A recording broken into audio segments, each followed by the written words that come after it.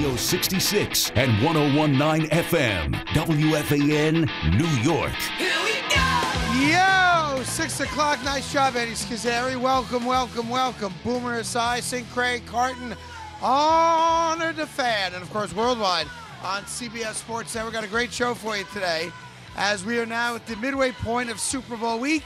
Super Bowl 51. We're again live in Houston's Convention Center. I'm sure that's the name. I have no idea what it is. For Super Bowl 51. And the rhetoric must stop.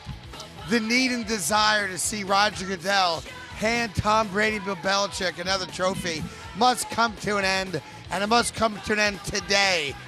We want to see the opposite.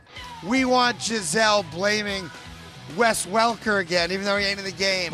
We want crying. We want Brady unacceptably throwing a tantrum on the sideline. The last thing we want is Goodell having to give the fake smile and the congratulatory handshake. Screw that and screw them. Good morning, Boomer. How are you today, buddy boy? You know, I'm doing good, Craigie. You know, and this story comes out as well last night, and that is the we have the San Diego Raiders. I heard about that. We'll get to that later. We'll get to a little later. But, you know, look, at the end of the day, I don't want it. I'm picking the Patriots to win. I don't care what That's you say. fine. Pick the Patriots. I don't really care. There are two different things. Picking them to win because as an analyst, you think they're going to win. I respect that.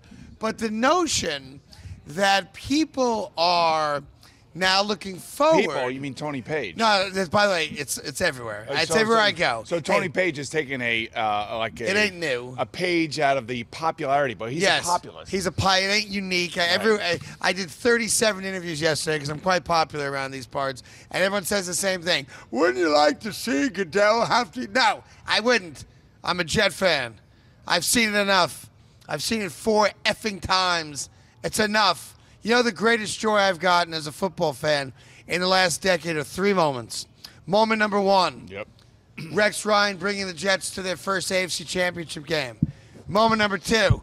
Rex Ryan bringing the Jets to their second consecutive AFC Championship game. And moment number 3, the airport scene, or was the mall, wherever the hell it was, when someone goes, "Hey, tough game for your husband, huh?" And now, maybe if his receivers can catch the ball, my husband can't do everything. Oh, Jesus. And the crying and complaining. Right. And the utter joy I got as a Jet fan over their failure to close out another Super Bowl. Okay. This is what I want. I am now heavily on the Atlanta Falcons side. Now, the Patriots getting there is just another indication of how far away my Jets are. Yes. But I want Goodell, who has banned us from all conversations. No, he hasn't. I want Roger Goodell. What do you come up He with has that? ear-to-ear smile. Yes. Like the Joker in Batman 1. All right? Okay. And I want him laughing. And I want him and Arthur Blank and Matt Ryan to be like they're best friends, high-fiving each other. You beat him. You beat him. And that's what I want, a celebration of the dirty bird. The dirty bird. That's what I want. So where are you going to be for Super Bowl Sunday? I'm going to be in my living room eating dinosaur barbecue wings, drinking 1942 tequila, and enjoying myself with my family. All right, good for you. Yes. And I'll be thinking of you, hoping to see the Atlanta Falcons somehow beat the New England Patriots. Now, do I want a great game? Of course I want a great game. I we all want do. all the cliche crap. When it's over with, though, I want Julio Jones dancing on Tom Brady's face. Okay. That's all what right. I want. And if you're a Jet fan, you should feel the same way. You know, this nonsense of we all want to see what it's like. Why would I possibly want to see Tom Brady win his 5th Super Bowl? I cannot believe that Jet fans would not be rooting for a former head coach of the New York Jets. Yeah. Right? I mean, does that? No. Why not? No. Because we're losers, Boomer. You're losers. And let me walk you through it. You know what it's like. You're a loser, too. Being a loser. Okay. Sometimes what we do as losers is we try to invent winning, right? Right. By rooting for other people to lose. Right. Does that make sense? I so in get other it. words, It's a little bit of schadenfreude. yes, if I can't win, You love that. I can win emotionally by you losing. Oh, I see. Does that make sense? Yes. So I have no real, I don't have a stake in the but game. let me ask you this question. You know, Yeah. Dan Quinn is from Morristown, New Jersey.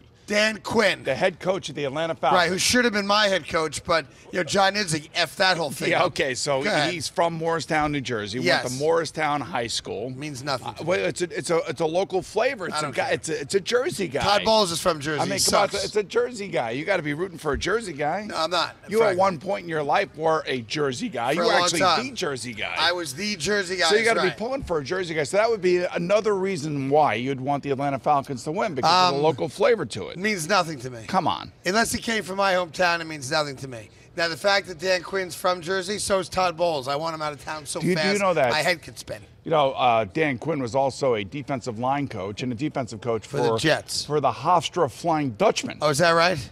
Were they called Flying Dutchmen back then? I think they were. I know they're Dutchmen, but I don't know if they're Flying Dutchmen now or not. I think someone called BS on the Flying Dutchman part. Yeah. Because the Dutch dude's never flown that I know of. Yeah, I'm not really sure, but yes, he was on the Hofstra staff. There's like the Flying Greeks. I'd get that because back in the day they did that. But and he was also on the Jet staff back in 2007, 2008. Don't do what you're doing. What? Because I understand as you're the analyst. Yes. For what is it? How many consecutive Super Bowls now? 18? For your 18th consecutive Super Bowl on Westwood One. No, 17 on Westwood One. Which I think we have on the fan. I'm pretty sure we have. Yeah, right? you do. Yes. You and Kevin Harlan, right? Right. That's exactly because I'm like. What you do now, fans own. What you're doing now, though, is a problem for me and the audience. Why is that? We understand that you take great pride in that broadcast, and you've done some research. I don't want to hear it. Why not? I don't want to give notes. I don't want notes. Notes are good. I don't want Wikipedia. I don't want resumes. I want emotion. I'm just trying to bring the localness to our local radio show. Watch this, and don't move your hands one bit. I want you to watch this. I closed the computer. Yeah. And I want you to tell me what you think about Dan Quinn and the Falcons. What I think that their defense is inexperienced and they don't have a great defensive line. You son of a bitch! That's what You're I picking think. the Patriots. See what yes, you're doing? I am. Yeah. Open it back up. Let me hear all about Dan Quinn's high school career. No. What I'm saying is that the reason the Giants beat the Patriots twice. I know Eli got lucky plays. No, well, I know Eli Manning made great plays in crunch time. There's no question about that. But the defensive line of the Giants won those games because they were pressuring Brady. They were able to slow the Patriots down. One of the reasons the Patriots lost in the AFC Championship game last year, the defensive line of the Denver Broncos. One of the reasons why the Patriots almost lost to the Houston Texans, if they would have had a reasonable quarterback, was the defensive line of the Houston Texans. And the Falcons don't have that. The Falcons don't have that. Now, they have Vic Beasley, but he doesn't play all the time. He does have 15.5 sacks, but, he's a second-year player. They have 4 prominent players that are in their first year that are rookies. Right. And you know that Josh McDaniels, the offense coordinator, and Tom Brady are going to come up with all sorts of formations and personnel groupings, and they're going to try to run the ball right down the throat of the Atlanta Falcons. Yeah, they will run more than you might expect, right? I would think so, because that defensive line is just not the strength of the Atlanta Falcons. Well, we'll get into that a little bit as predictions start coming in and emotions start going to the top. Then there's the ongoing saga, of course, of our dear friend Carmelo Anthony, who is now playing the game. And I can't blame him because Jackson's been playing the game against him publicly for God knows how long. So, they're still talking Celtics, they're still talking Clippers, what have you. You can buy into any of the rumors you want, but here's the rub. And it's as much as it pains us as Knicks fans that we are a soap opera, he's got every right to do it, and I would do it if I was him too. The Knicks you get the sense that Phil Jackson forgot that he gave Carmelo Anthony a no-trade clause. You almost get that sense when they're talking about 3-team trades and where's he going to go. So Carmelo Anthony did the right thing right before being blown out last night against the Washington Wizards in another one of those embarrassing Knicks performances to end the month of January. You ready? Maybe I don't want to get traded. I have a family here. My son's in school. He's 9 years old. He's got friends. He's a New Yorker now. My wife's got job opportunities because we live in New York. I really like being in New York. Maybe I don't want to go to Boston.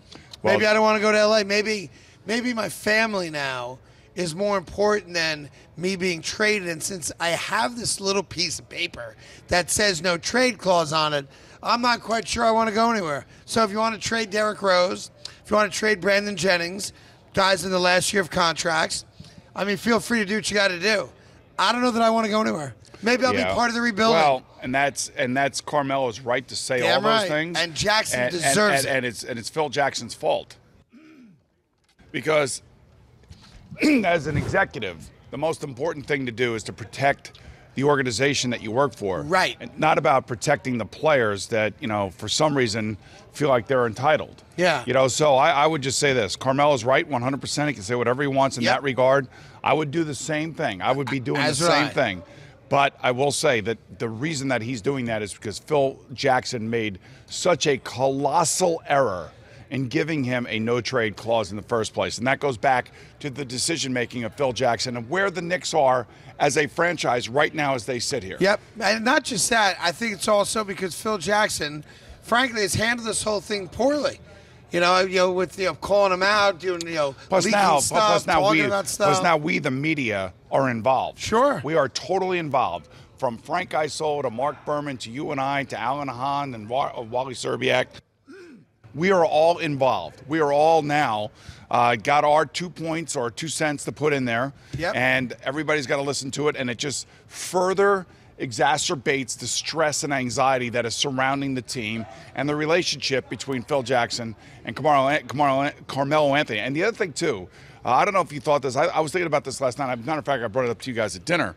We're talking about LeBron James. Yeah. Going haywire over Charles Barkley. Yep. Why would the greatest basketball player in the world making $500 million even really care what Charles Barkley has to say? It reminded me of somebody as of late, and somebody who has done the same thing for the last 18 to 20 months and is still doing it to this day, when in actuality it seems so small that somebody in such a significant spot in life would go after somebody that really doesn't mean anything. You suggesting I should stop making fun of Mike? No, not you, but you've been doing that for years. So I kind of just get used to that. All right. But, basically, LeBron James went Donald Trump on Charles Barkley. Yeah, no, he did. Did he not? He did. Not? I mean, this is the Trump effect. That's what I call it. Barkley had a great response. He did. He goes, nice till LeBron did his homework. Yeah, exactly. Somebody did it for him. Right, when you read my Wikipedia page? Yeah, but now you got Dwayne Wade. Going, chirping into this. Now it's going to be an attack on Charles Barkley, but you're picking a guy that doesn't give a damn, and he will give it back, and he, like those guys, has a forum to give it back, and I'm sure he will. And just remember Charles Barkley, but Charles Barkley actually gets paid to give an opinion. But the All-Star Game should be fun this year, and I can't wait for the next TNT broadcast for Charles Barkley to respond, because he will. So remember this also.